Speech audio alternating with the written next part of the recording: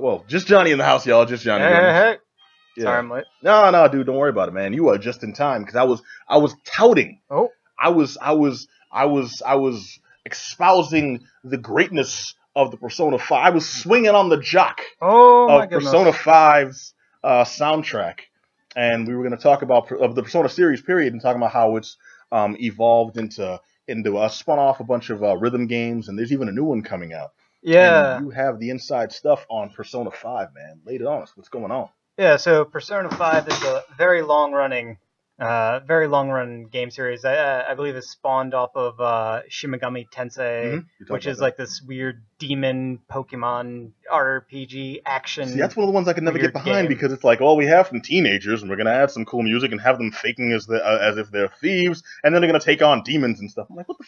I was not doing any of this stuff when I was 13. Okay, if anything, it was maybe along the lines of Clarissa Explains It All. I'm worried I can't go to the Queen Latifah concert or whatnot.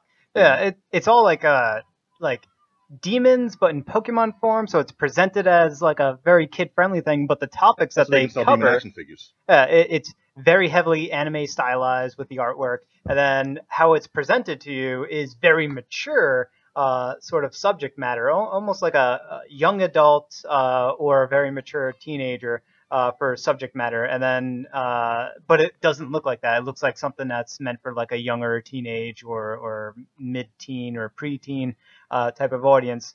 So that's sort of that sort of franchise and what it sort of looks like art-wise and how it's being pitched. Now, the Persona series is sort of the more traditional, hardcore JRPG spin-off of this that turned into something that's bigger than arguably what the series is spun off of, just because it focused more on storytelling, and not so much storytelling as we have like this very intricate, complex plot, but more of storytelling in a way of how your character interacts with other characters, whether they be NPCs or party members, and sort of how you are interacting with them in a way of managing relationships in order to make sure that you're appeasing them to essentially unlock these RPG mechanics that sort of make your setup even more powerful. But slightly ahead of myself. So Persona 5 is it's a RPG that takes place in sort of a modern time contemporary world, and this one in particular takes place in Tokyo, Japan, where it's very contemporary. It's like right now in Tokyo, Japan, and you can go to like very famous hotspots and tourism places like there's that you can go to like Shibuya and Akihabara and places like that. So like very familiar. Wait, can you go to Ichiraku Ramen? Sorry, that's an inside joke. That's a Naruto joke. You know. Okay. You're killing me. I need more nerds here. I need my anime nerds in the house. And you can go to all of these real life locations or very like modeled as close as possible without sort of stumbling into like franchising or licensing type of issues. But so you can go to like, I want to go to this Starbucks, but no, let's not go to the Starbucks. Let's go to that Starbucks over there, and they both exist in the real world. So not so much modeled directly after the real world, but it looks like the real world replicant, but with more gamey type of relabeling of things and stuff like that. Okay, so it's more like Mario Starbucks and yeah, exactly. Okay, yeah. All right, and Sonic wait, was that Star have a name? Stars didn't have a name. Okay, Mario Starbucks and the other Mario Starbucks. And Sonic Ring Coffee. Golden Ring Coffee. Golden Ring donut. Golden Ring Coffee. And donuts. I like it. There we go. Okay, yeah, we're struggling.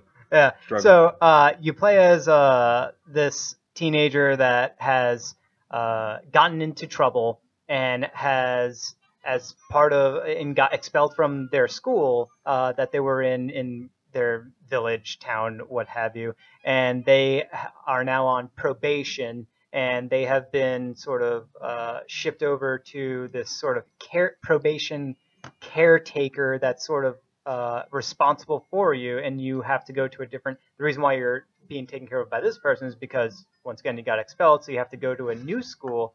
And so I feel like they have a problem with delinquency.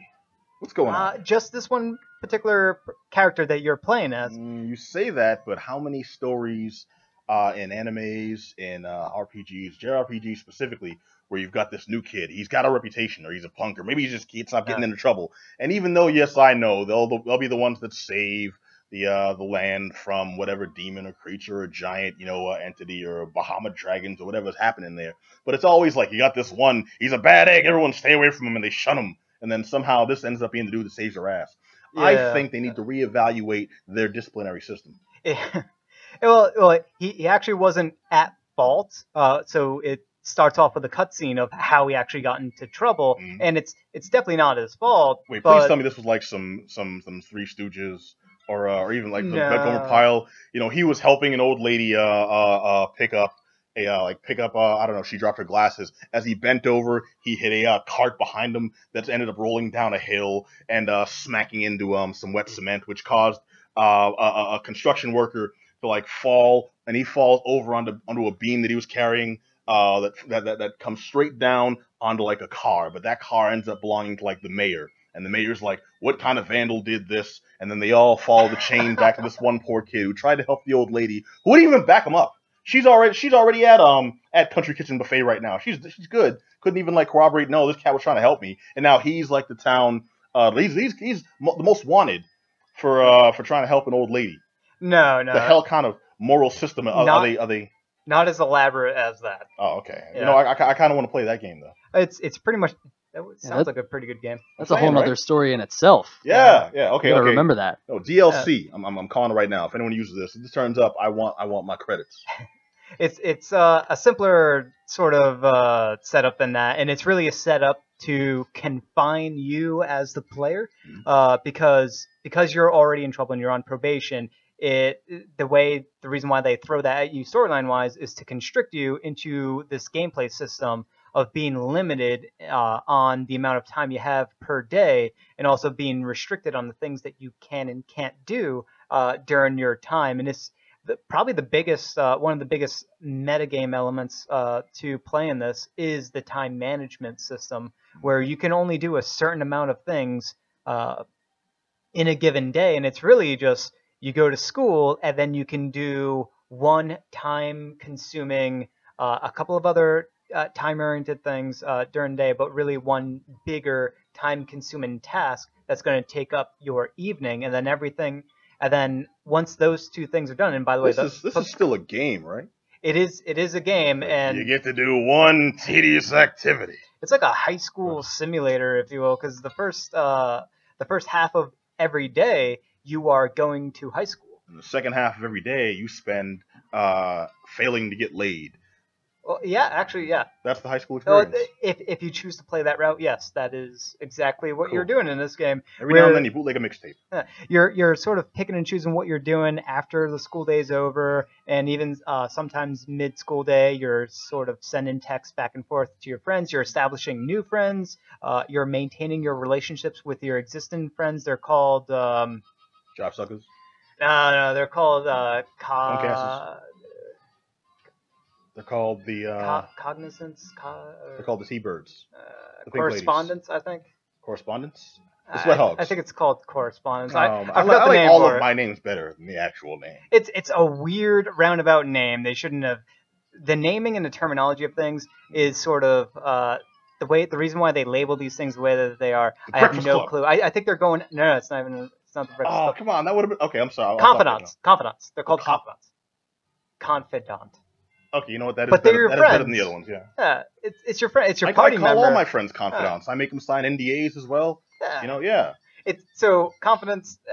It's just a weird roundabout labeling for essentially your friend, your party member. But they call it confidant, and they call a lot of other stuff in the game weird names for the sake of, I'm guessing, style. But it's a little confusing. It sort of hurts in a way of presenting the gameplay mechanics of this game, which there are a lot of. Well, and to be fair, though, the storylines in my experience in JRPGs are less coherent to us because we're Western audiences.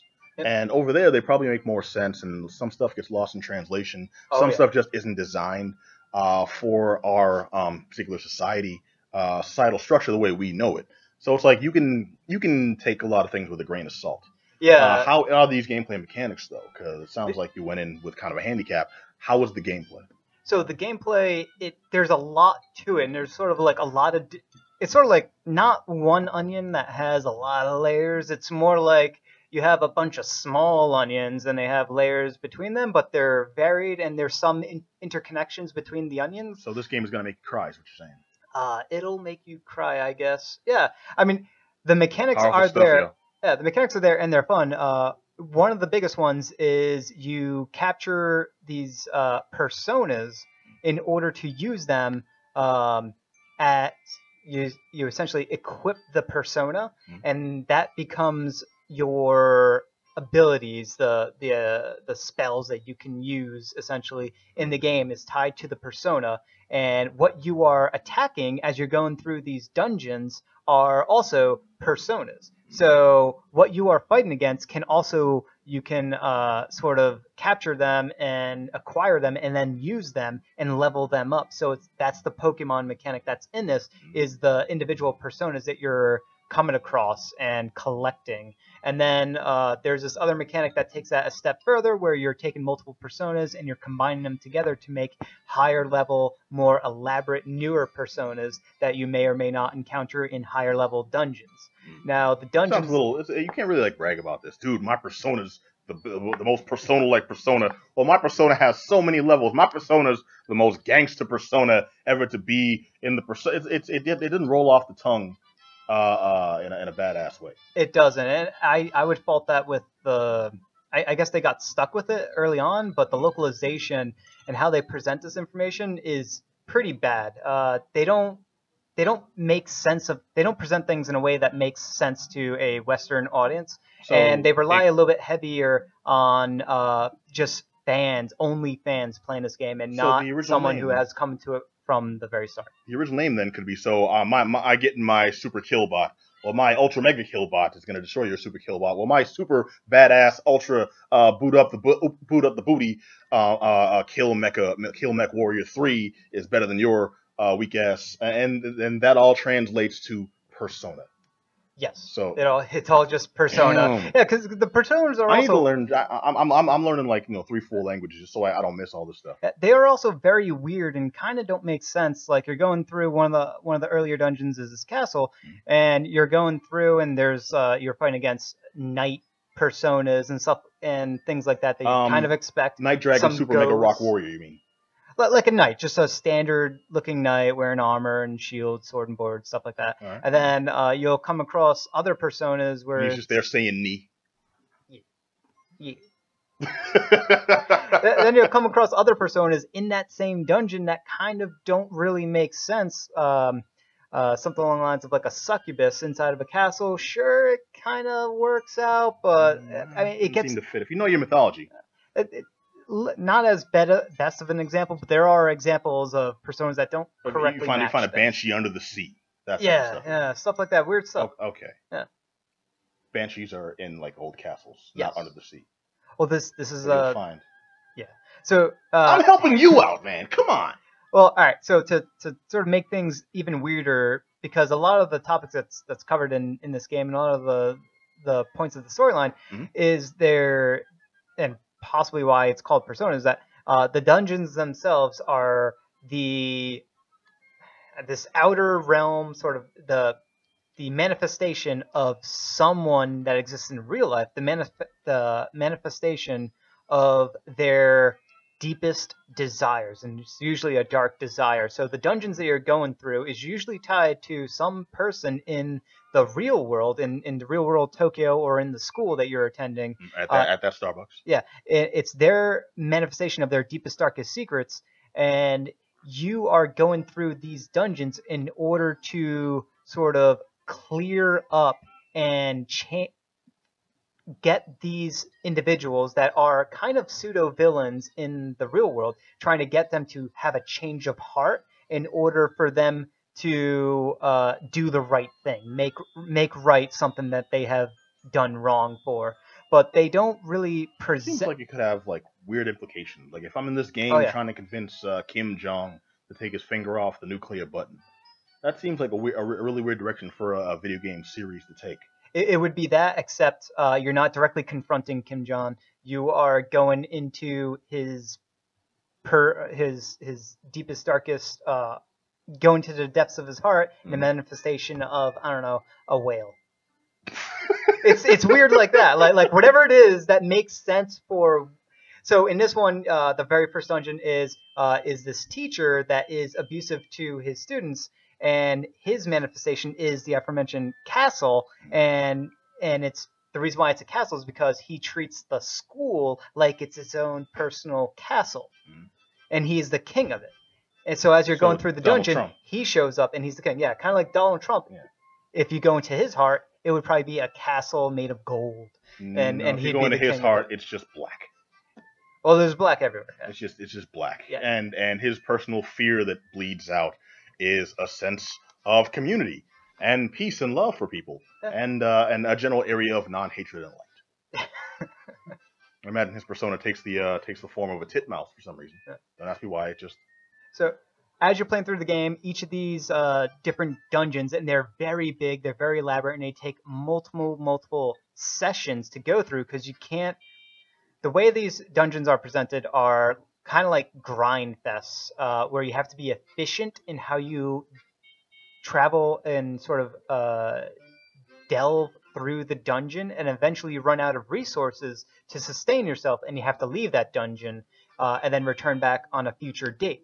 And that's sort of the standard for everything moving forward, is that you can beat the dungeon, but they throw a lot of stuff in your way in order to slow you down and hamper you down to force you to come back, through multiple iterations, which is, it's not good, but it's definitely not bad. It's just, it's weird. That's a tough call to make, though, because it sounds like you're saying you had a good time with ridiculous amounts of grinding and then having to backtrack for a little reward. Yeah, so the grinding, overall the game it's so unique and interesting and different, and there's these other elements that are not even tied to the dungeon, just like managing the relationships that you have with your party members and other NPCs and stuff like that. But then it has these other elements that are just weird and sort of kind of archaic in game design, where it's kind of forcing you to grind. But you don't have to grind. You never have to grind too much. But here's a clear indication that there's a problem with your game design, is if there is a button that you put into your battle system in order to speed through the battle system, you did something wrong. And this game has it. So like the battle system it's fine, but it's never like super intricate, super layered, super in-depth, and requires like tons of focus. It's really just you're learning about the weaknesses of the enemies, and you have to sort of kind of test via use an ability with a certain type of element associated with it on an enemy, see if it's weak to them, yes or no. If it isn't, try a different one and keep going. Johnny. Yeah, well, it's like very night and day. It's very like on-off switchy, where once you figure it out, that enemy is no longer an issue for you. You just throw your mana. It's really, you just throw your mana at these enemies and at the problem once you figure out what the problem is. So it's really just, so it's like finding out the Mega Man bosses. It's just like that. Okay. Yeah, it's just like in the game. Take that! I got so much mana. I'm gonna hit you with mana up the ass, man. Mana in your face. Yeah. And you run out of mana because you didn't stock up. Yeah, it's a fine system on a basic level, but if you try to find the depth in it, it's a little bit too shallow. But because it's pretty easy to understand, it's good for people that aren't super familiar with JRPGs and the more complex, nuanced ones. So I'm not going to fault it, but it's also not giving me any extra incentive. But the other things that are in this game are definitely worth checking out. So overall, I give it a thumbs up. But really, because it sounded like you were leaning the other way, like, dude, you got to do so much grinding, and then every boss fight comes down, and I got to hit this bitch with mana in the face, and then I wasn't getting much of a positive from that. In terms of like RPGs, it's not the best out there. It's not the best by a landslide, but it's definitely really good, and there's a lot of cool stuff going on. It's just the storyline is mediocre, but the relationship and the metagame elements of it is like none other. You have to play these types of games. You have to play the Persona games in order to get something like this, and because of that, it actually does enhance the overall experience and the funness of it, because you're looking forward to the next day and spending time with some party member that you like, and sort of developing your relationship with them even further in order to get additional abilities and stuff. I can dig that, but I gotta say, there's really only one real reason Persona 5 is the shit, and it's right there. That theme right there. Let it run. And it keeps on playing. The music's alright. The music's great. What do you mean alright? It's great, but in a game that takes 100 hours to play through, the music gets annoying. Okay, fair, but I would hope that it would stay consistently. It's consistent. You will hear that song over again. All right, you just gotta suck all the life out of my happy. Anyways, that was my ringtone for a while. It's just a funky ass song. So Persona 5 gets your proper thumbs up. It gets a thumbs up, yeah. Okay, cool. Available right now for the PS4 and possibly coming to other places. Who knows? All right, and also keep an eye out for the upcoming rhythm games, which will have more of that music, Johnny. You can't get away. There's no escaping. I'm sorry, it's funky. It's just All right. Well, moving on, because you also got the chance to check out another game, which I'm not familiar with one half of this, but the other one I'm intimately familiar with. So we're talking about Bridge